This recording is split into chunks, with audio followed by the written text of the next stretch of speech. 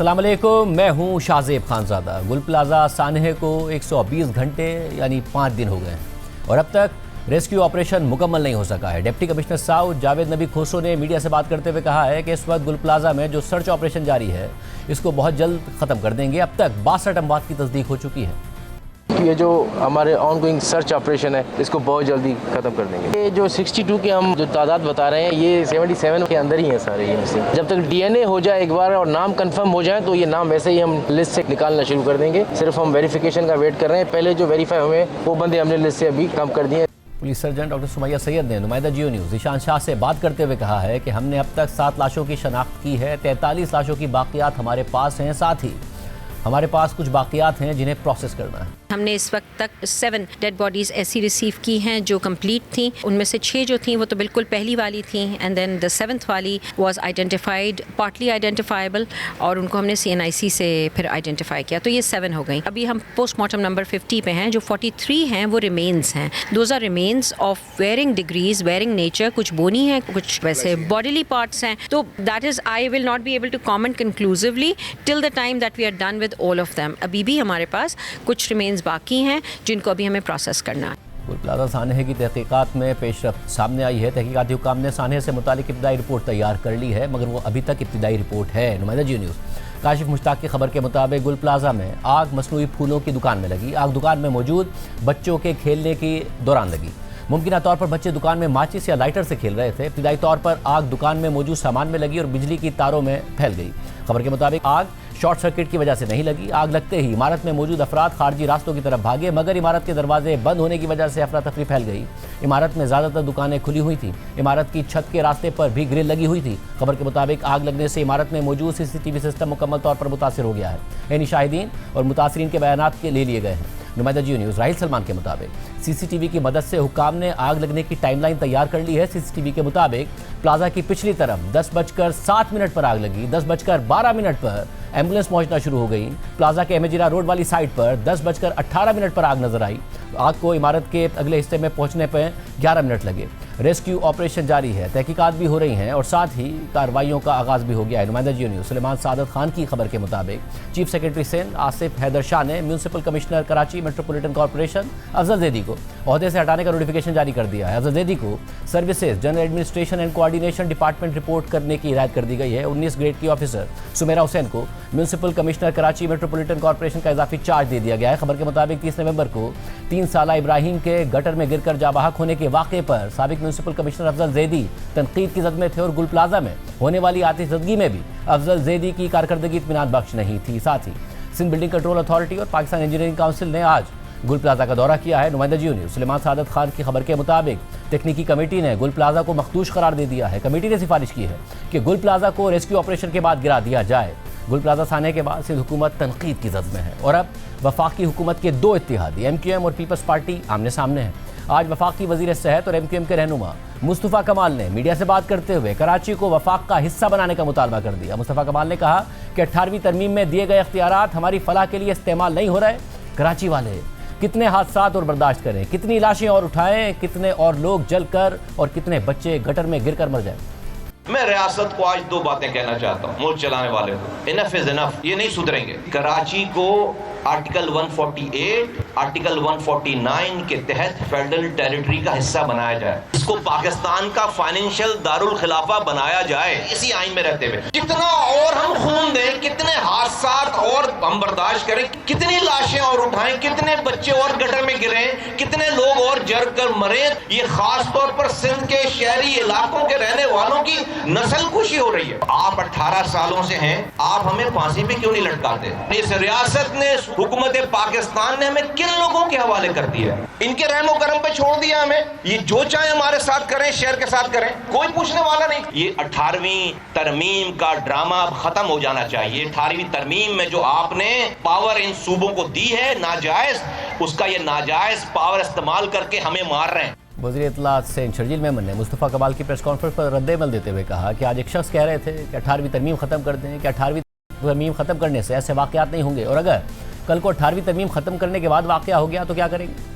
जमातें जो हैं वो इस सिचुएशन को भी पॉलिटिसाइज करने की कोशिश कर रही हैं। इन्होंने जितनी बातें आज प्रेस कॉन्फ्रेंस में की हैं मुस्तफा कमाल ने, उसकी एक एक बात का मुंह तोड़ जवाब मेरे पास मौजूद है, लेकिन इस वक्त हम उनके ट्रैप में नहीं आएंगे। आपके कायद की जब हड़तालें होती थी और 100 आदमी स्कोर गिन गिन के आप मारते थे शहरों पे, सड़कों पे रोजाना, और जिस तरह आप बोरीबंद लाशें देखते तब आपको इंसान की इंसानियत उसको याद नहीं आई थी। इस वाकये के एक दिन बाद ख्वाजा आसिफ साहब बयान दे रहे हैं, फिर 2 दिन बाद मुस्तफा कमाल साहब वही बयान दे रहे हैं। इनका मकसद क्या है ना? 18वीं तरमीम पे जिसको खत्म करनी है, जिसको भी खात्मा करना है, उसके लिए असेंबली खत्म करेगी ना। मैं तो नहीं खत्म कर सकता, आप तो नहीं खत्म कर सकते। असेंबलियों में जाएं, अपनी अक्सरियतें लेके आए, लेकिन टीवी पे ढंडोरा पीटने के लिए 18वीं, अगर कोई हादसा हो जाए तो 18वीं तरमीम ले आओ। कल को चला 18वीं तरमीम 1 मिनट के लिए इन्होंने खत्म भी कर दी, कामयाबी हो गए, उसके बाद वाक़ क्या होगा? फिर क्या करेंगे ये? फिर बोला कोई नई तरमीम ले। पूरी सूरत हाल पर बात करेंगे। हमारे साथ मौजूद हैं वफाकी वज़ीर सेहत और MQM के रहनुमा सैयद मुस्तफ़ा कमाल साहब, और उनके बाद हम बात करेंगे सैयद नासिर हुसैन शाह से जो कि वज़ीर बल्दियात सिंध हैं। मुस्तफ़ा कमाल साहब, बहुत शुक्रिया हमें शो में ज्वाइन करने के लिए। ज़ाहिर जो आपका मुतालबा है इसको वफाकी शहर बना दिया जाए, उस पर आने से पहले ऐसा लगता है कि कुछ भी होता है पीपल्स पार्टी और आपके दरमियान सानहों पर तानों का मुकाबला शुरू हो जाता है। वो आप उन्हें गुल प्लाजा का हवाला दे रहे हैं, वो आपको बल्दिया फैक्ट्री का हवाला दे रहे हैं। आप दोनों ही मुलविस हैं जो कि शहर की बर्बादी हुई है। मैं तो इक़्तिदार में नहीं हूँ अभी इस वक्त। मेरा चीफ़ मिनिस्टर नहीं है सूबे में, मेरा मेयर नहीं है। 18 सालों से आपकी हुक्मरानी है, तो आप मुझ पर इल्ज़ाम लगाने के लिए इस तरह के सानियात का इंतज़ार करते हैं। आपने मुझे फांसी क्यों नहीं दे दी? आप जिन बातों का आज जिक्र करते हैं उस पर मुझे फांसी क्यों नहीं दे दी? मुझे जो है वो मुझे बंद क्यों नहीं कर दिया? मुझे जो है वो आपने मुझसे ख़ता ताल्लुक़ क्यों नहीं कर लिया? नहीं, ये ठीक बात नहीं है। और फिर मैंने कही है ये बात आज, अगर जब आप हमें ये हम कह रहे हैं, आप क्या कह रहे हैं? हमने क्या की बात कि हम यही कह रहे हैं ना कि 18 सालों से आपकी हुक्मरानी है, खुदारा अपनी गवर्नेंस ठीक करें, यही बात कर रहे हैं। और आप ये अगर और आप खड़े होकर असेंबली में ये बात कह रहे हैं कि जी फ़लाँ कायद के किसी गार्ड ने गैर इसमें मंजिलें डलवाई थी या तामीरात जो है वो गलत करवाई थी और फ़लाँ टाइम पे ये होता था। आप इंतज़ार 18 सालों से आपने उसको तोड़वा क्यों नहीं दिया? आपके पास बिल्डिंग कंट्रोल है, आपके पास पावर है, किसने मना किया आपको आने के लिए? दूसरी बात ये कि भाई फिर तो हम तो कह रहे हैं कि भाई जुल्फ़िकार भी हमने ही बनाई थी, PIA का तैयारा भी जो है वो हमने अगवा किया था, ये जो मुर्तज़ा भुट्टो साहब हैं इनको भी हमने मरवाया था। और 27 दिसंबर को जो आप एक दूसरे को चार्जशीट करना नहीं कर रहे, हम मेरा बिल्कुल मकसद है, मैं ये कह रहा हूँ, मैं बिल्कुल चार्जशीट नहीं कर रहा। हुकूमत वक्त को जब आप बताएं कि आपकी नाहली हो रही है, गटर में बच्चे गिर रहे हैं, माएँ तड़प रही हैं, लोग मर रहे हैं, डंपर कोई आपको कोई तसल्ली नज़र नहीं आती ना कि हाँ चलो भाई हादसात होना मसला नहीं है। हादसात के ऊपर आप कर क्या रहे हैं? अगले हादसे का इंतज़ार कर रहे हैं। उस पर अगर हम बात करें तो आप मुझे बल्दिया टाउन का ताना देते हैं, आप मुझे उससे डराते हैं। आप मुझे भाई जब ये बोरी बंद लाशों का जिक्र करते हैं तो उस बोरी बंद लाशें देने वाले कायद के पास तो जाकर आप जो है वो उसकी तलाक के मसले हल करा रहे थे। उसी के जो है वो 90 पे आकर आप टोपी पहन रहे थे और पहना रहे थे, शोदा के कब्रिस्तान पर जा रहे थे। क्या बात कर रहे हैं आप उसे आप अपने बड़ों से तो पूछें, सदर बनने के लिए प्रपोजल और सेकेंडर जिसका आप ताना दे रहे हैं उसी के तो प्रपोजल और सेकेंडर थे। आप उनके घर के तलाक के मसले आपका वफाकी वजीर दाखिला, आपका वफाकी वजीर कानून बैठकर हल करा रहा था। उस वक्त आपको ख्याल नहीं आया कि ये बोरी बंद लाशें देने वाले लोग हैं?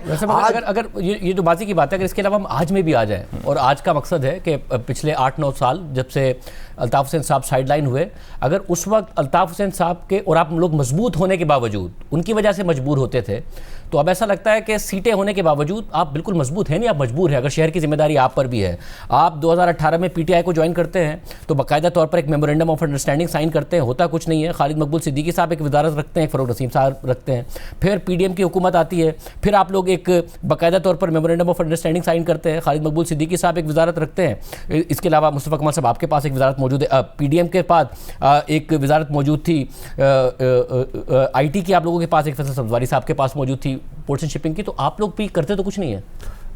वफाक में रहकर मुझे बताइए कि हेल्थ मिनिस्ट्री में या IT मिनिस्ट्री में मैं आके यहाँ पर जो है वो नालों की सफाई और गटर के ढक्कन रख सकता हूँ? मैं यहाँ पर आपकी परफॉर्मेंस को, आपकी चॉइसेस को क्वेश्चन कर रहा हूँ। देखिए मेरी चॉइस, आपके पास परफॉर्मेंस का मार्जिन नहीं है, आपके पास चॉइसेस एक्सरसाइज करने का तो मार्जिन है ना कि आप प्रेशराइज करें। मेरे पास जो है, और आपका क्या ख्याल है कि हम जो है वो प्रेशराइज नहीं करते होंगे? अब आपको आपने अपनी बात की, मैं कह रहा हूँ कि मजबूरी के कॉम्प्रोमाइज नहीं, क्योंकि देखिए कि आप लोग जनरल फैज के जमाने में भी मैनेज होते थे PTI के दौर में। इमरान खान कहते हैं कि मैं कॉलें कराता था, खुद वसीम अख्तर साहब ने हमारे प्रोग्राम में कहा कि कॉलें होती थी। मैं आपको आज के गिवन सिनेरियो में जितनी स्पेस है ना मेरे पास, मैं आपको बताता हूँ। ये वाहिद MQM है जो 1 पॉइंट एजेंडा लेकर जो है वो इस हुकूमत में शामिल हुई है, कोई आपने सारी आप उठा लें एमक्यूएम की तारीख, 45 नुकात, 55 नुकात, 52 नुकात के ऊपर एमक्यूएम हुकूमतों में जाती थी। एक नुक्ता है पाकिस्तान के आइन में लोकल गवर्नमेंट के ऑर्डिनेंस के हवाले से आर्टिकल 140A की जो है वो आइनी तरमीम, ये हम हुकूमत में जाने से पहले PMLN ने हमारे साथ साइन किया, फिर 26वीं में नहीं हुआ मसला, हमने कोई वजारत, कोई सदारत, कोई ठेके नहीं मांगे, हमने कहा इसी पे स्टिक करेंगे। 27वें में वज़ीर आज़म ने हमें बुलाकर कैबिनेट ने अप्रूव कर दी सारी बात, स्टैंडिंग कमेटी में चली गई, पीपल्स पार्टी अड़ गई कि भाई अगर आप इनको सिर्फ उस पर असेंबली में भी लेकर आएंगे हम आपकी दूसरी आइनी तरामीम पे भी वोट नहीं देंगे। डेफिनेटली एमक्यूएम अभी उसकी इतनी ताकत नहीं है कि वो तमाम निज़ाम से टकरा जाए। आप कारकर्दगी ये क्या कर रहे हैं, हम क्या वजारत नहीं मांग सकते थे, हम ठेके नहीं मांग सकते थे? हमने बिल्कुल जिस फंडामेंटल वजह से तमाम ये मसाइल हो रहे हैं, हम उसके पूरे पाकिस्तान का हल मांग रहे हैं। और ये हम वाहिद, हमारी वजह से पंजाब की पूरी असेंबली ने यूनिवोकल होकर हमारी इस करारदाद के ऊपर अपने मुत्तफ़क़ा करारदाद पास की और कहा कि असेंबली में जाकर आइन का इसको हिस्सा बनाएं। तो ये आज एमक्यूएम की कॉन्स्टेंट जो है वो इसके ऊपर स्ट्रगल की वजह से मैं यही कर सकता हूँ। कराची तो सफर कर रहा है, कर रहा है। आपने आज प्रेस कॉन्फ्रेंस में कहा कि वजारतों को नोक पर रखते हैं, मगर आप फिर भी वजारतें रखते हैं। आपका ख्याल है कि मुझे वजारत रखने का शौक हो सकता है या है? मैं इसको अगर मेरी ये वजारत लेकर मैं आपको कैसे एक्सप्लेन करूं कि हमारे पास इस निज़ाम में कितनी चॉइसेस हैं।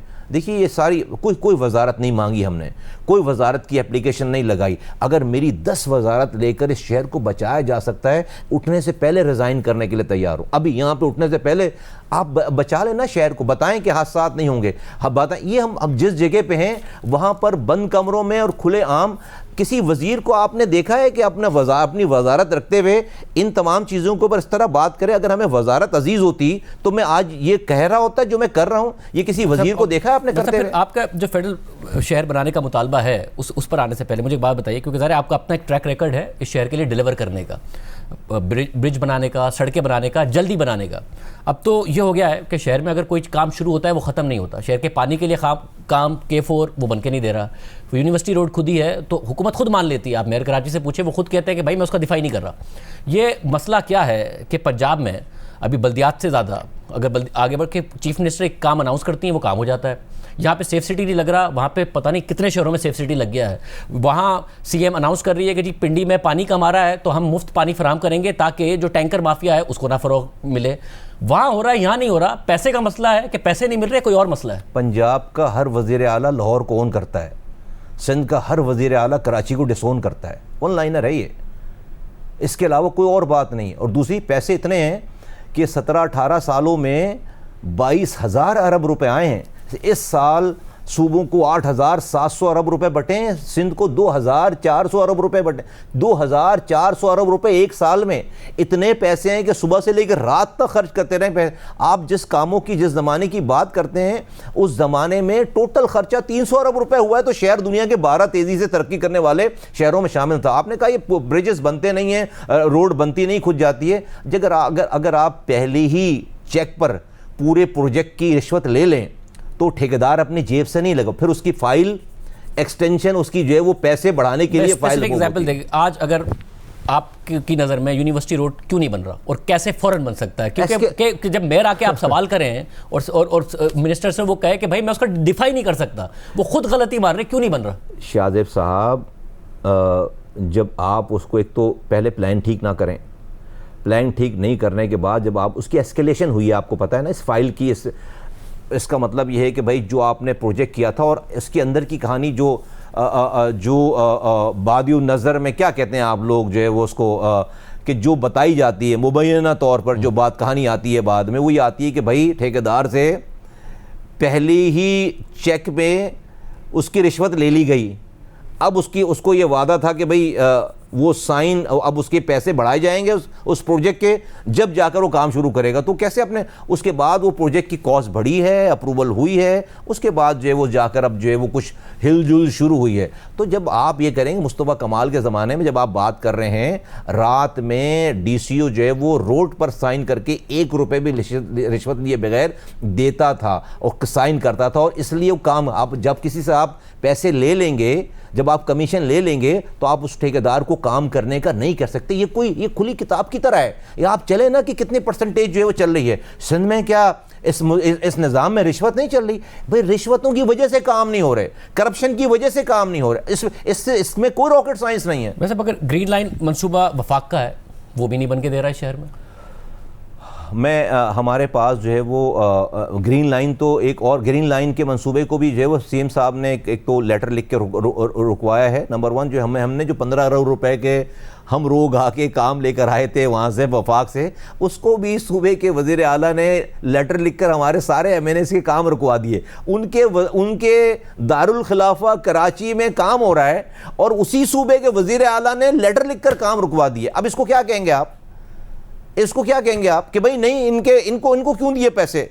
ये काम यानी कि मैं बहुत सुनकर, बहुत ज़्यादा बर्दाश्त करके आज मैं ये बात कह रहा हूँ कि भाई हमें इनसे अब उम्मीद नहीं रह गई। ये अपनी मीटिंगों में अपने मसाइल के साथ साथ इनका एक एजेंडा ये होता है कि MQM को के MNAs को तो कुछ पैसे नहीं मिल रहे, या कराची को कहीं और से तो कोई फंड नहीं मिल रहा। अब ये भी एक एजेंडा है, तो अब हम क्या करें? मतलब इस अगर क्या पीपल्स पार्टी का कहना यह है कि कराची में पाकिस्तान भर से लोग आते हैं, रोज़गार की तलाश में आते हैं, तो इस शहर को वफाक को ओन करना चाहिए और पैसे देने चाहिए। ज़ाहिर आगे से तनकीद ये आती है कि कोई और सूबा क्यों नहीं मांगता, कोई और सूबा ये क्यों नहीं कहता कि जी हमें अपने एक बड़े शहर को पानी देना है तो वफाक पैसे दे। मसला पैसे का है। अब K4 नहीं बन रहा, वो भी वफाक का मसला है या सूबे का मसला? जब आप ऐसे देखते हैं, क्योंकि आपके ज़माने में कंसीव हुआ था ये। देखें, K4 इसलिए नहीं बन रहा कि भाई K4 तो जो है जो वफाक का काम है वो किंजर लेक से हब रिजर्वायर तक पानी की लाइन लाना, लेकिन वो ये जो नीचे इंटरनल लाइनें डलनी हैं शहर के अंदर, जिसको आप जो है वो बड़ी मेन ट्रंक लाइनें जो कहते हैं, आप उसको ऑगमेंटेशन कहते हैं, वो ऑगमेंटेशन 70 अरब रुपए की तो जो है वो शहर में प्रोविंशियल गवर्नमेंट और सिटी गवर्नमेंट ने डालनी लाइन, वो तो K4 का हिस्सा नहीं है। आप पानी K4 से जो हब रिजर्वायर तक ले आएंगे, आप वहाँ हब रिजर्वायर से क्लिफ्टन कैसे ले जाएंगे, बल्दिया टाउन कैसे ले जाएंगे, औरंगी कैसे ले जाएंगे? तो उसके लिए उसकी ऑगमेंटेशन होनी है। उस ऑगमेंटेशन अब जाकर उस ऑगमेंटेशन को शुरू किया जा रहा है।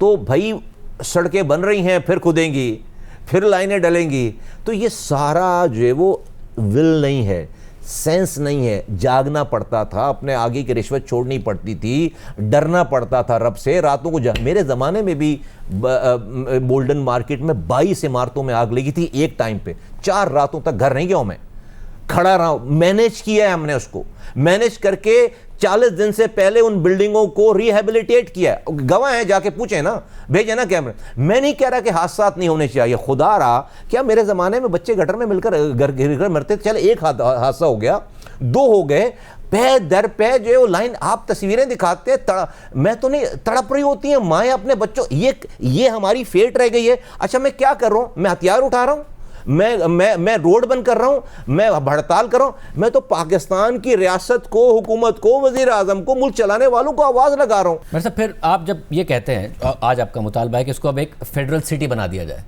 वो कैसे सॉल्यूशन है? आर्टिकल की इसी जुल्फ़िकार अली भुट्टो साहब शहीद के बनाए हुए आइन में एक है आर्टिकल 148 और 149, जिसमें ये इख्तियार दिया जा रहा है कि अगर सूबे, उसका मफहूम है कि अगर सूबे लोगों की जान और माल की हिफाजत करने में नाकाम हो तो वफाक इंटरवीन करे। और कराची एक बहुत पोटेंशियल, ये चीचा वतनी नहीं है कि हमारे रिसोर्सेज हमारे ऊपर इस्तेमाल होंगे, ये पूरे मुल्क को पालता है, 70% रेवेन्यू कमा कर देता है। This is not an ordinary city. ये शहर ब्लीड कर रहा है, पूरा पाकिस्तान ब्लीड कर रहा है। इतने इंपॉर्टेंट शहर को होगा कैसे? फ्रेमवर्क क्या है आपके ज़हन में जब आप एक मुतालबा करते हैं? क्या फ्रेमवर्क? भाई आपने इस्लामाबाद एक टेरिटरी है ना, वहाँ पे सूबों का इख्तियार नहीं है। आपने वफाक रखा हुआ है, आप इसको फेडरल फाइनेंशियल टेरिटरी डिक्लेयर करें ना, इसको यहाँ पे वफाक डायरेक्ट इंटरवीन करें ना। जिस तरह इस्लामाबाद है उस तरफ पाकिस्तान का दूसरा फाइनेंशियल कैपिटल, वो आपका फेडरल कैपिटल है, एडमिनिस्ट्रेटिव कैपिटल है,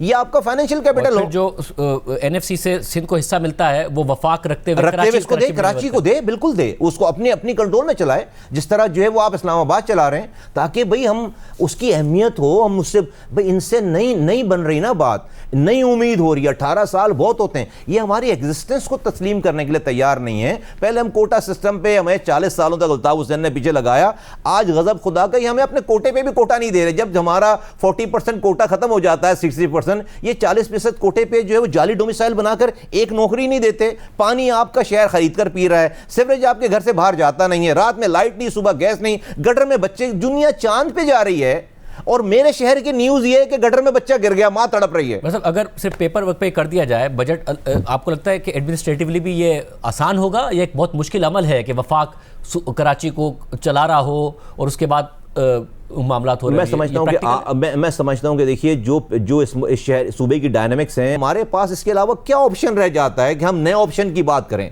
हम तो हमेशा महकूम रहे, इसका मतलब है हमेशा मरते रहे। भाई मेरा कराची का तो कभी वजीर आला नहीं आएगा, इस कम्युनिटी से वजीर आला नहीं आएगा, तो इसका मतलब है जब तक ये पाकिस्तान है, हमारा काम मरना रह जाए। फिर इसका मतलब है लोकल गवर्नमेंट, भाई इसीलिए दुनिया में 3rd year of the government introduce कराई जाती है कि जहां पर माइनॉरिटीज रहती हैं उन माइनॉरिटीज को सेंस ऑफ पार्टिसिपेशन दी जाए। वो आपने जो है वो अपना कानून बना के उसको गायब कर दिया है, आप उसकी तरमीम होने नहीं देते। तो आप सूबे में आपका रोल है नहीं, आप गवर्नेंस कर नहीं रहे, लोकल गवर्नमेंट के आपकी तरमीम आप होने नहीं देते, तो मेरा काम सिर्फ मरना रह गया है। तो बता देना कि भाई पाकिस्तान में आपका काम मरना रह गया है, आप मरेंगे इस शहर में रहते हुए। बस बहुत शुक्रिया मुस्तफा कमाल, आपने सुनी। एक ब्रेक प्रोग्राम में शामिल करेंगे, उसके बाद वज़ीर बल्दियात सिंध नासिर हुसैन शाह साहब हमारे साथ मौजूद होंगे। ब्रेक के बाद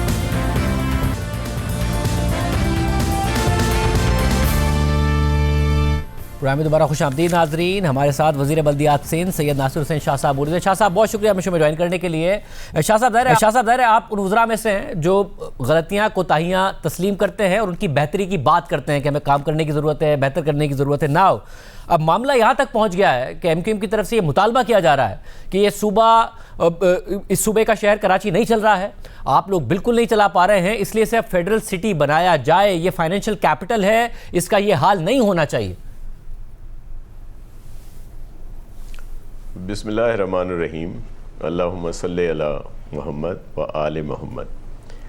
देखें शाहज़ेब खानज़ादा साहब, अल्लाह ने आपको बड़ी इज़्ज़त दी है और आपके प्रोग्राम को पूरी दुनिया में देखा जाता है, टाइम निकाल के लोग देखते हैं, और आप इन नोबडी लोगों की बातों के लिए प्रोग्राम कर रहे हैं जिनका कौल और फेल, दीन और ईमान आप सबके सामने है। आज सीनियर मिनिस्टर शर्जील साहब ने जो प्रेस कॉन्फ्रेंस की उसमें उन्होंने दिखा दिया कि जब किसी ने इनको एडवाइज़र बनाया, नाजिम बनाया, तो तब तो उसको बाप बोलते थे, पता नहीं क्या कुछ कहते थे।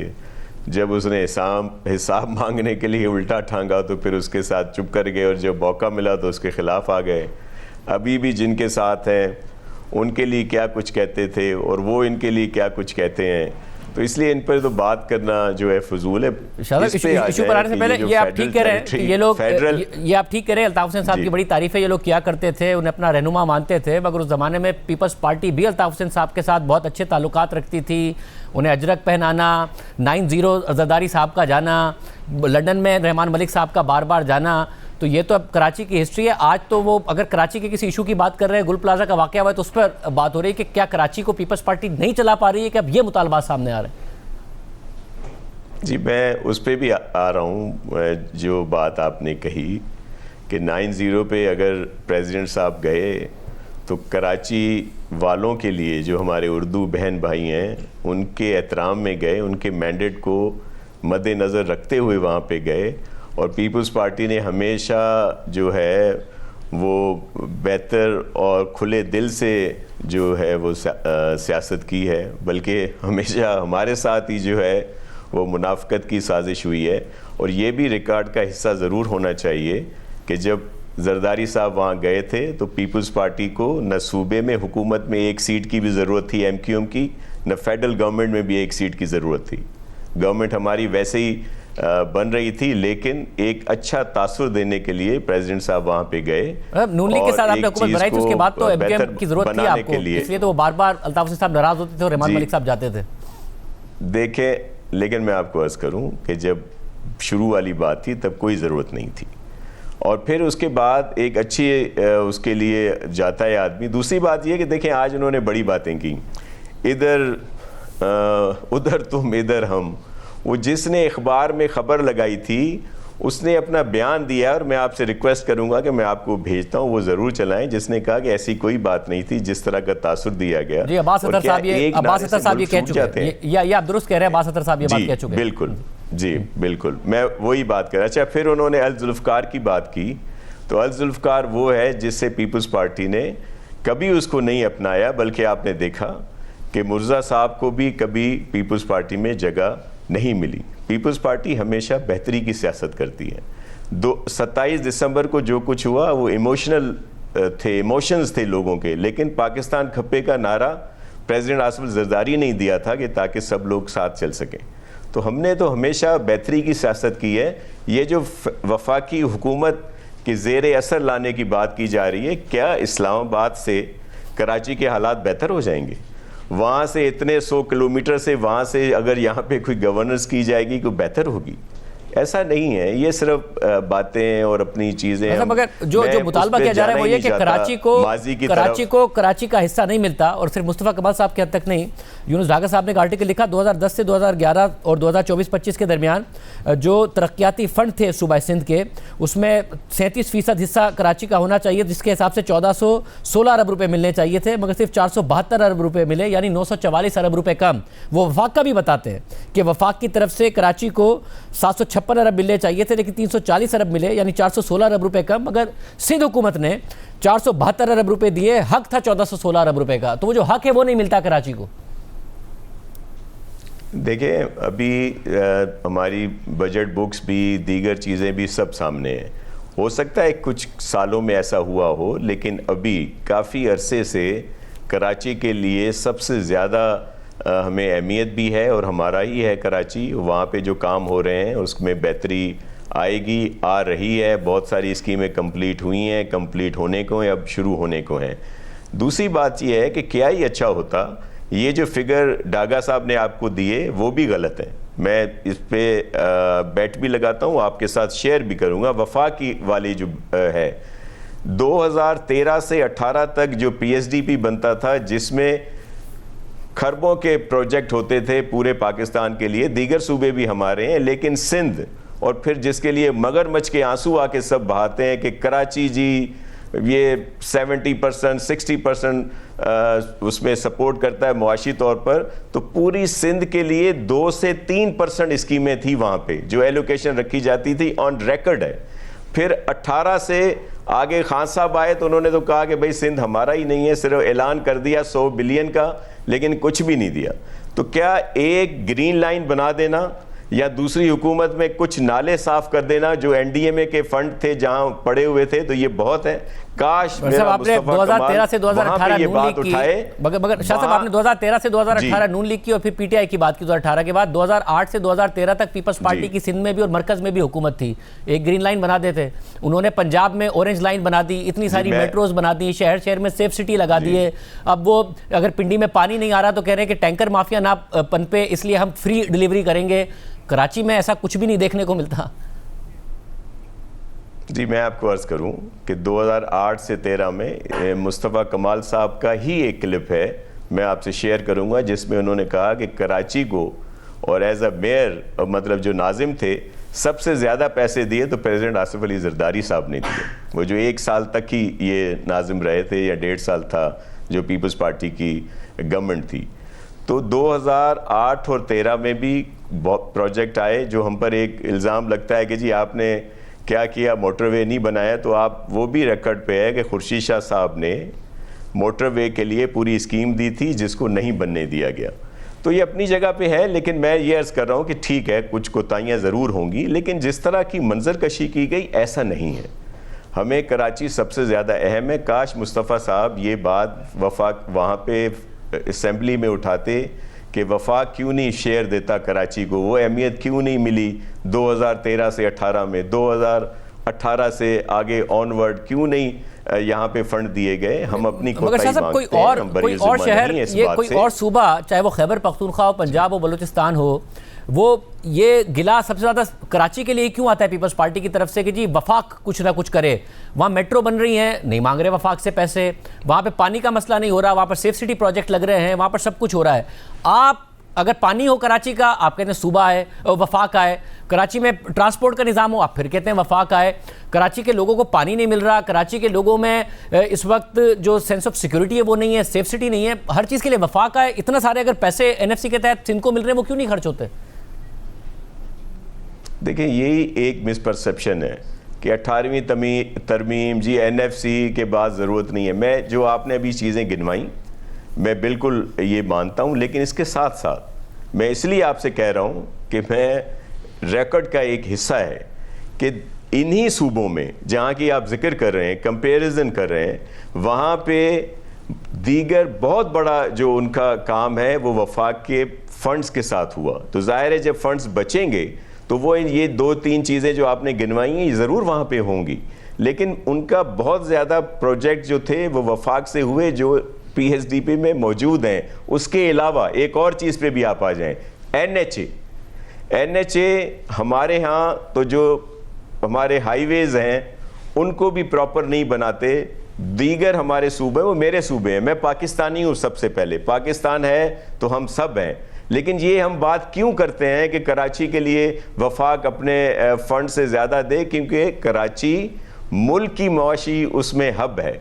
और जब हम देखते हैं कि वही PSDP में, वही NHA में दीगर जगहों के लिए तो बहुत ज़्यादा स्कीमें आती हैं, सिंध के लिए नहीं आती, कराची के लिए नहीं आती, तो अगर हम बोलते हैं तो शाह साहब फिर 1-1.5 साल 2 साल 3 साल बाद तो बोलें 3-4 साल बाद भी, या फिर आपका ये टेन्योर जब एंड हो रहा होगा, आप अगले इलेक्शन के लिए जा रहे होंगे, जब हम बात करेंगे तो आप यही कह रहे होंगे कि वफाक से पैसे नहीं आते, या आप ये बता रहे होंगे कि देखें कराची को हमने एक बेहतर शहर बना दिया है। बिलावल भुट्टो ज़रदारी साहब ज़ाहिर वज़ीर आज़म बनना चाहते हैं, उनकी ख्वाहिश है, और अगर उन्हें बनना है तो पंजाब के साथ, दीगर सूबों के साथ कंपैरिजन तो होगा, और कंपैरिजन ज़ाहिर मेट्रोपॉलिटन शहर का होगा। तो जब तक कराची को आप अच्छा बनाएंगे नहीं, वो दीगर सूबों में जाके क्या सेल करेंगे कि मैंने ये डिलीवर किया है और मैं आपका सूबा ऐसा कर दूंगा, लाहौर ऐसा कर दूंगा, पेशावर ऐसा कर दूंगा, कोयटा ऐसा कर दूंगा। तो कराची, हम यही कह रहे होंगे, जब आपसे बात कर रहे होंगे आप यही कह रहे होंगे कि वफाक ने नहीं किया, या डिलीवर करेंगे आप?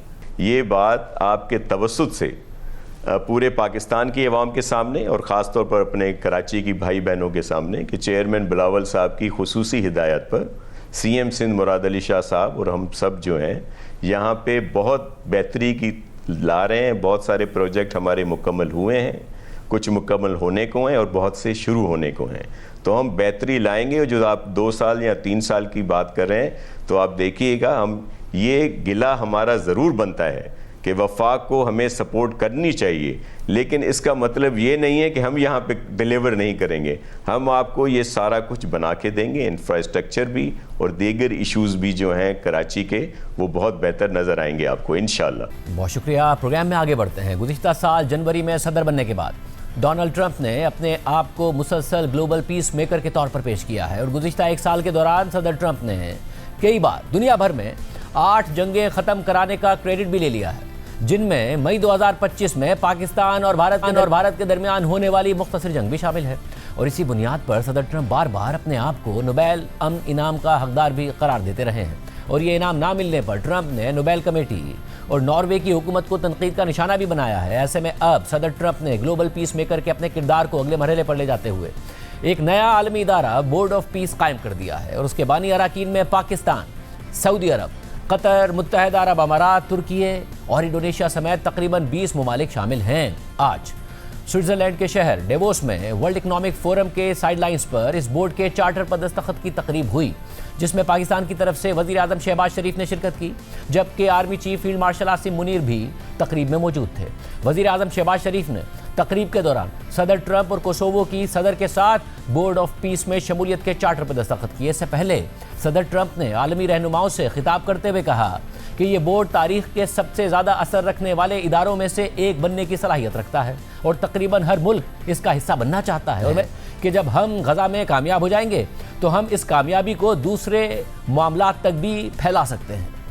We have 59 countries that are involved in peace in the Middle East, many of them not in the Middle East, they're near the Middle East. As part of this historic record of major peace initiative, today we're announcing more details regarding the Board of Peace. This board has the chance to be one of the most consequential bodies ever created, and it's my enormous honor to serve as its chairman. I was very honored when they asked me to do it, and every country, just about every country, wants to be a part of it. Last October, we released a plan for the permanent end to the conflict in Gaza, and I'm pleased to say that we're committed to ensuring Gaza is demilitarized, properly governed, and beautifully rebuilt. And I think we can spread out to other things as we succeed with Gaza. We're going to be very successful in Gaza, and we can do other things. We can do numerous other things. Once this board is completely formed, we can do pretty much whatever we want to do.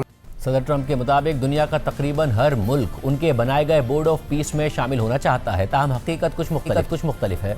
हालांकि खुद Trump के बड़े यूरोपीय इत्तेहादी और दुनिया की बड़ी ताकतें ट्रंप की दावत के बावजूद फिलहाल इस बोर्ड का हिस्सा नहीं बनी है और अमेरिका के अलावा अक़वाम मुत्तहिदा की सलामती काउंसिल के मुस्तकिल अरकान रूस, चीन और बरतानिया ने ताहाल इस बोर्ड का हिस्सा बनने का फैसला नहीं किया, जबकि फ्रांस ने तो इस मंसूबे में शमूलियत की पेशकश को ही मुस्तरद कर दिया है। ट्रंप इंतजामिया के एक आला ओहदेदार के मुताबिक अमेरिका ने तकरीबन 60 ममालिक को दावतनामे भेजे थे, लेकिन इब्तिदाई तकरीब में सिर्फ तकरीबन 20 ममालिक के नुमाइंदे मौजूद थे। यहाँ तक कि अमेरिका का अहम इत्तेहादी इसराइल, जो इब्तिदाई तहफ़्फ़ुज़ात के बावजूद इस बोर्ड में शामिल होने पर गया था, उसका भी कोई नुमाइंदा आज की तकरीब में मौजूद नहीं था। इस हवाले से बैनुल अक़वामी ख़बररसां इदारे रॉयटर्स की रिपोर्ट के मुताबिक अमरीकी सदर ट्रंप ने आज बाज़ाब्ता तौर पर अपने बोर्ड ऑफ पीस का आगाज़ कर दिया है, जो इब्तिदा में गजा की नाजुक जंगबंदी को मजबूत बनाने के लिए बनाया गया था। इस बोर्ड के चेयरमैन सदर ट्रंप ने दर्जनों आलमी रहनुमाओं को शामिल होने की दावत दी है। ट्रंप का कहना है कि वो चाहते हैं कि ये बोर्ड गजा की कमज़ोर जंगबंदी से आगे बढ़कर दीगर आलमी मसाइल से भी निपटे, जिससे ये खदशात पैदा हो गए हैं कि ये आलमी सिफारतकारी और तनाज़ात के हल के लिए अक़वाम मुत्तहिदा के मरकज़ी किरदार को कमज़ोर कर सकता है, जहाँ तुर्की, मिस्र, सऊदी अरब, मुत्तहिदा अरब अमारात और कतर जैसे मशरिक़ वस्ता के इलाकाई ममालिक और इंडोनेशिया जैसे बड़े उभरते हुए ममालिक इस बोर्ड में शामिल हो चुके हैं। वहीं आलमी ताकतें और अमेरिका के रिवायती मगरबी इत्तेहादी इस हवाले से ज़्यादा एहतियात का मुजाहरा कर रहे हैं। रॉयटर्स ने मज़ीद लिखा है कि हमारे नुमाइंदों को डेवोस में होने वाली चार्टर साइनिंग तकरीब में बड़ी आलमी ताकतों समेत इसराइल और फ़लस्तीनी अथॉरिटी का कोई नुमाइंदा नज़र नहीं आया, जबकि अमेरिका के अलावा अक़वाम मुत्तहिदा की सलामती काउंसिल के किसी और मुस्तकिल रुकन ने भी अभी तक इसमें शामिल होने का ऐलान नहीं किया है। रूस ने बुध की रात कहा कि वो इस तजवीज़ का जायज़ा ले रहा है। ये बयान उस वक्त आया जब ट्रंप ने कह दिया था कि रूसी सदर पुतिन इस बोर्ड में शामिल होंगे। रूस के सरकारी मीडिया के मुताबिक सदर पुतिन ने कहा है कि रूस अमेरिका में मुंजमद रूसी असासों में से $1 अरब फ़लस्तीनी अवाम की मदद के लिए देने को तैयार है, जबकि अक़वाम मुत्तहिदा के सलामती काउंसिल के तीसरे रुकन फ्रांस ने इस बोर्ड का हिस्सा बनने से इनकार कर दिया है और चौथे रुकन बरतानिया का कहना है कि वो फिलहाल इस मंसूबे में शामिल नहीं हो रहा और पांचवें रुकन चीन ने अभी तक ये फैसला नहीं किया कि वो इस बोर्ड में शामिल होगा या नहीं। इसके अलावा अमरीकी नशरियाती इदारे CNN ने सदर ट्रंप के बोर्ड ऑफ पीस में शामिल ममालिक के हवाले से लिखा है कि अमरीकी सदर ट्रंप को अपने बोर्ड ऑफ पीस के लिए मगरबी इत्तेहादियों को मुतवज्जे करने में मुश्किल का सामना है।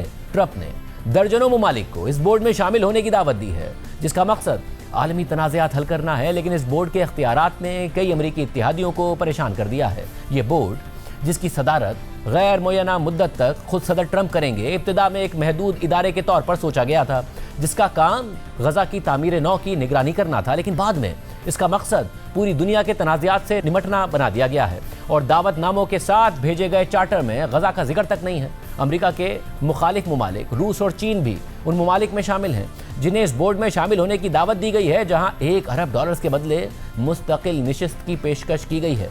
यूरोपीय इत्तेहादियों, तेल से मालामाल खलीजी ममालिक, साबिक सोवियत रियासतों और हता के मसीहियों की आला मजहबी शख्सियत पोप को भी इस बोर्ड में शामिल होने की पेशकश की गई है। रिपोर्ट में मज़ीद लिखा है कि मुत्तहिदा अरब अमारात, सऊदी अरब, मिस्र, कतर, बहरैन, पाकिस्तान, तुर्की, हंगरी, मराकश, कोसोवो और अर्जेंटीना ने ट्रंप की दावत कबूल कर ली है। इसी तरह वस्ती एशिया के ममालिक काज़ाकिस्तान और उज़्बेकिस्तान और जनूब मशरकी एशिया के ममालिक इंडोनेशिया और वियतनाम ने भी बोर्ड में शामिल होने की पेशकश कबूल कर ली है, जबकि इसराइल के वज़ीर आज़म नेतन्याहू भी इस बोर्ड में शामिल हो गए हैं। हालांकि वो गजा की एग्जीक्यूटिव कमेटी में तुर्क और कतरी हुक्काम की शमूलियत पर नाराज़ हैं और उनके खिलाफ बैनुल अक़वामी फौजदारी अदालत का गिरफ्तारी का वारंट भी मौजूद है। आर्मीनिया और आज़रबाईजान ने भी इस बोर्ड पर इत्तफाक कर लिया है। रूसी सदर पुतिन के करीबी इत्तेहादी और बेलारूस के रहनुमा अलेक्जेंडर लुकाशेंको भी इस बोर्ड में शामिल हो चुके हैं, जिन्हें अक्सर यूरोप का आखिरी डिक्टेटर कहा जाता है। रिपोर्ट में मज़ीद लिखा है कि ट्रंप ने CNN को बताया कि इस बोर्ड में कुछ मुतनाज़ लोग भी शामिल होंगे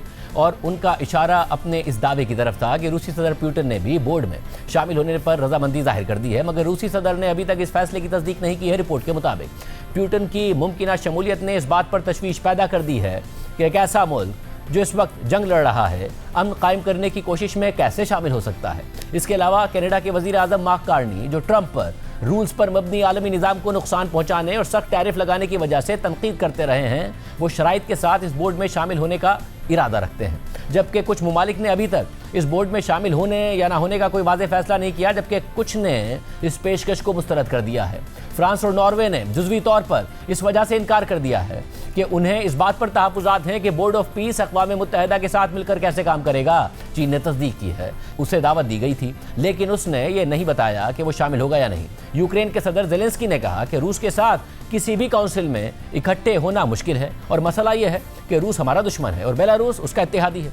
इटली की वज़ीर आज़म जॉर्जिया मेलोनी ने कहा कि इसमें शामिल होने से आईनी मसाइल पैदा हो सकते हैं और वो तकरीब में शिरकत नहीं करेंगी।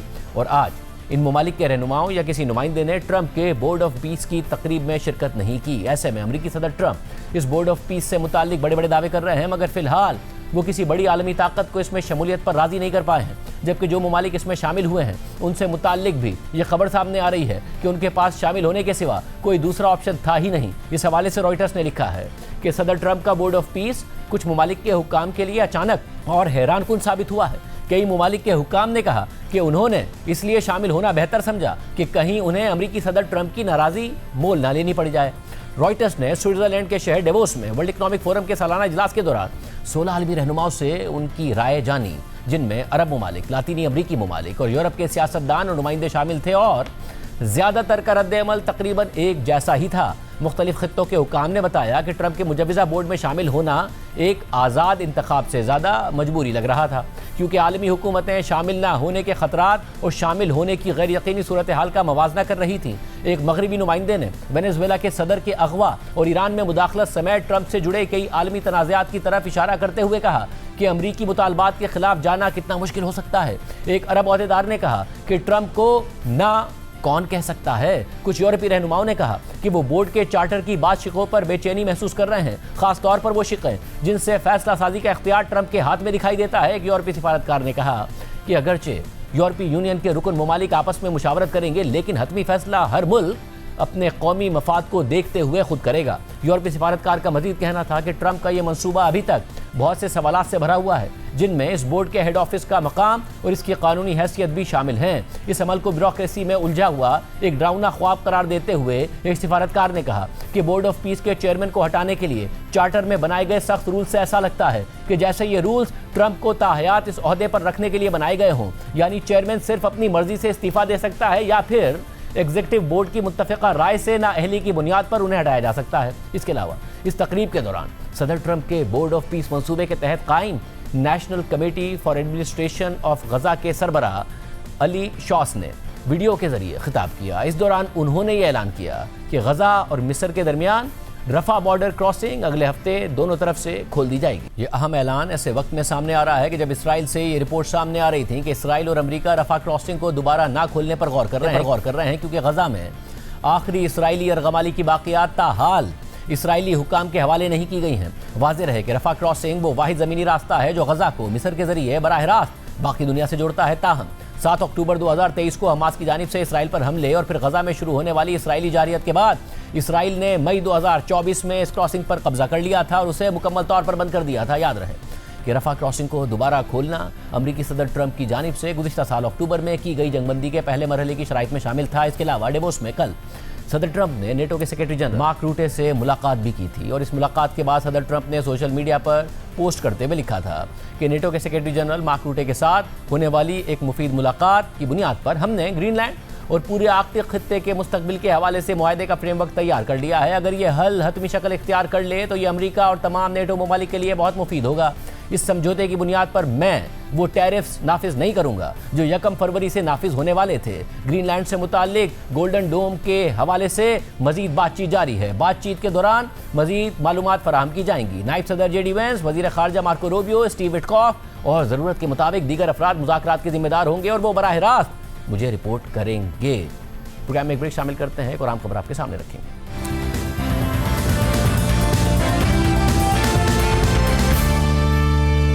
गुज़िश्ता रोज़ बांग्लादेश की दरख्वास्त मुस्तरद करते हुए आईसीसी की हंगामी बोर्ड मीटिंग में अक्सरियत से यह फैसला किया गया था कि बांग्लादेश के मैचेस भारत से मुंतकिल नहीं किए जाएंगे और अगर बांग्लादेशी क्रिकेट टीम भारत नहीं गई तो किसी और टीम को बांग्लादेश के मुतबादिल के तौर पर वर्ल्ड कप में शामिल कर लिया जाएगा। और खबरों के मुताबिक ये मुतबादिल टीम स्कॉटलैंड हो सकती है। इस हवाले से जवाब देने के लिए बांग्लादेश क्रिकेट बोर्ड को आज तक की मोहलत दी गई थी और आज तवील मुशावरत के बाद बांग्लादेशी क्रिकेट बोर्ड और मुशीर खेल ने ऐलान कर दिया है कि टीम को भारत न भेजने के फैसले को तब्दील नहीं करेंगे और आईसीसी को इस मौक़िफ़ से आगाह कर दिया जाएगा। यानी बांग्लादेश 7 फरवरी से शुरू होने वाले T20 बॉयकॉट करने जा रहा है। और पाकिस्तान के हवाले से भी आज ऐसी खबर सामने आई।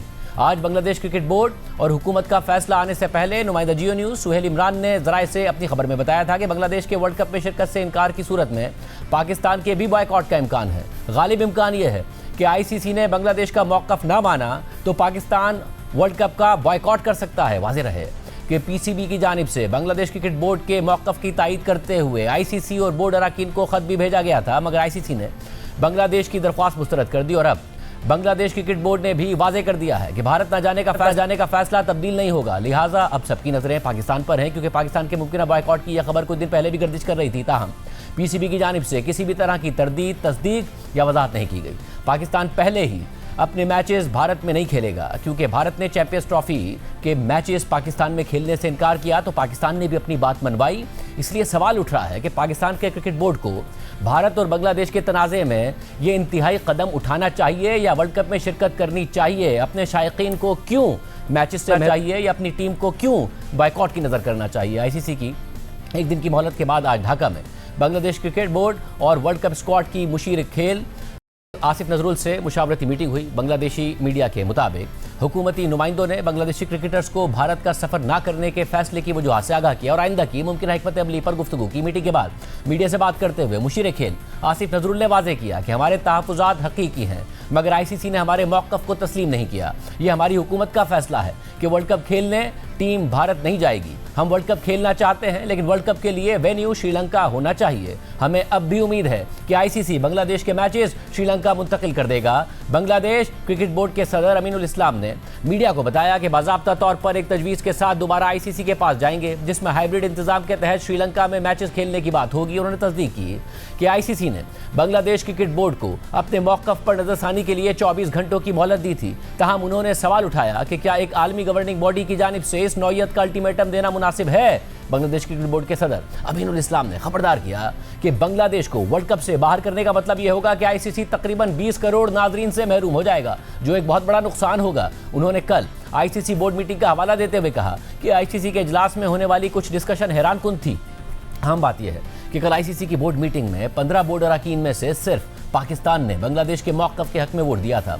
आईसीसी के तर्जुमान की जानिब से एक एलामिया भी जारी किया गया जिसके मुताबिक बांग्लादेशी टीम की सलामती को हकीकी तौर पर मुतासिर करने वाली किसी आज़ाद सिक्योरिटी रिपोर्ट की अदम मौजूदगी में आईसीसी उनके मैचेस को भारत से मुंतकिल करने से कासिर है। ऐसा करने से दीगर टीम्स और शायकीन के लिए बड़े इंतजामी और शेड्यूलिंग मसाइल पैदा होंगे और इससे दूररस मुश्किलात भी जन्म लेंगी और ये एक मिसाल भी बनेगी जो आईसीसी की गवर्नेंस की गैर जानिबदारी, शफाफियत और साख को नुकसान पहुँचा सकती है। आईसीसी गैर जानिबदार होने का दावा कर रहा है मगर आज बांग्लादेश क्रिकेट बोर्ड के सदर अमीनुल इस्लाम ने गुज़िश्ता साल पाकिस्तान में होने वाली चैंपियंस ट्रॉफी का हवाला दिया जिसमें आईसीसी ने भारत के पाकिस्तान से बाहर खेलने के मुतालबे को तस्लीम किया था।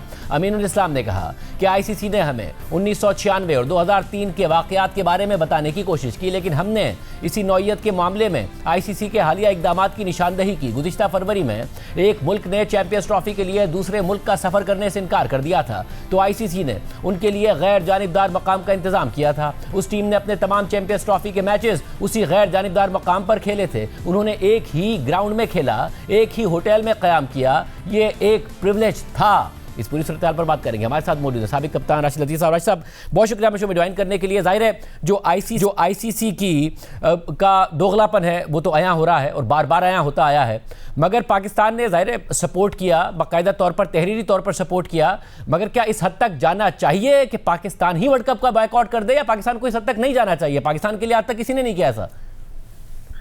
जी, पाकिस्तान के लिए इसलिए नहीं हुआ कि हालात ने ऐसे नहीं थे। पहले जो शेख हसीना वाजिद की जो गवर्नमेंट थी वो इंडिया की तरफ टिल्ट थी। आपको पता ही होगा 2024 में उनको हटाया गया, तो एक्साइल के जिंदगी जो गुजार रही है वो इंडिया ही में, और उसके बाद जितने भी वीजा थे उसको सस्पेंशन हुई बांग्लादेश में और इंडिया में। तो ये ज्यादातर पॉलिटिकल ज्यादा है। दिल्ली और ढाका की लड़ाई में बहुत सारी चीजें तबाह हो रही हैं, और उसके बाद जो कुछ हुआ ढाका में और फिर कलकत्ता में KKR ने खिलाने से इनकार कर दिया।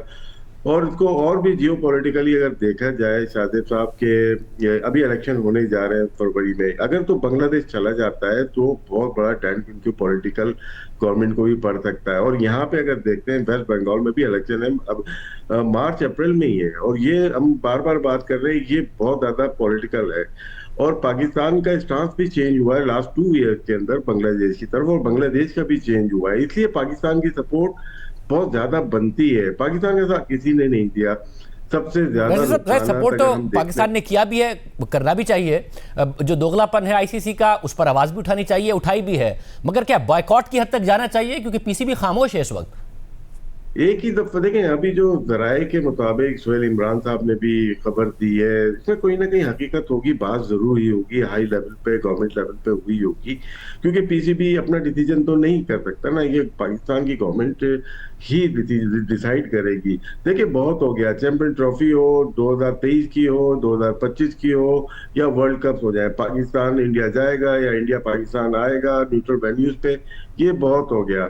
अब जो बांग्लादेश के साथ हुआ सरासर ज्यादती है। 15 में से 13 कंट्रीज ने वोट नहीं दिया, सबकी अपने अपने मफाद है उसके अंदर। लेकिन जो बात सिक्योरिटी की है, कंसर्न वो है बांग्लादेश के लिए, और बांग्लादेश ने जो अपने मुश्किलात, अपने वसाइल को देखते हुए बहुत बड़ा डिसीजन किया है कि हम नहीं जा रहे।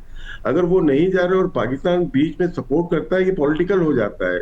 और ये साउथ एशिया की जो पॉलिटिक्स है ये बहुत ज्यादा अहमियत की हामिल है। विद इन 2-3 मंथ अगर पाकिस्तान नहीं जाता तो ये वर्ल्ड कप बिल्कुल फारिग हो जाएगा। इसके देखे पहले 3 बिलियन का कॉन्ट्रैक्ट था, वो 2.2 बिलियन का रह गया। अगर 25 करोड़ 20 करोड़ अगर बांग्लादेश, 25 करोड़ पाकिस्तान, ये अगर महरूम हो जाएंगे तो इनके कॉन्ट्रैक्ट खत्म होंगे ब्रॉडकास्टिंग के।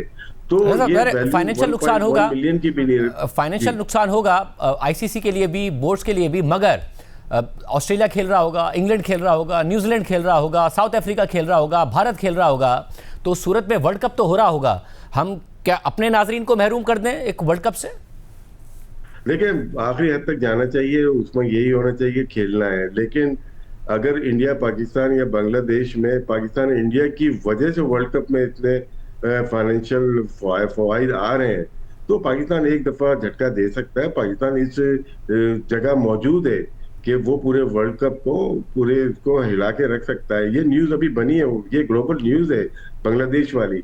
जब पाकिस्तान की अगर रिफ्यूज करता है, अगर आखिरी हद तक जाके रिफ्यूज करता है, आप सोचें इंडिया पाकिस्तान बांग्लादेश पूरे वर्ल्ड की कितनी बड़ी एक न्यूज होगी, जो कि इंडस्ट्री को, पूरी क्रिकेट इंडस्ट्री को और पॉलिटिकल उसको हिला के रख देगी। बहुत शुक्रिया। आज के प्रोग्राम में इतना ही, अल्लाह हाफिज़।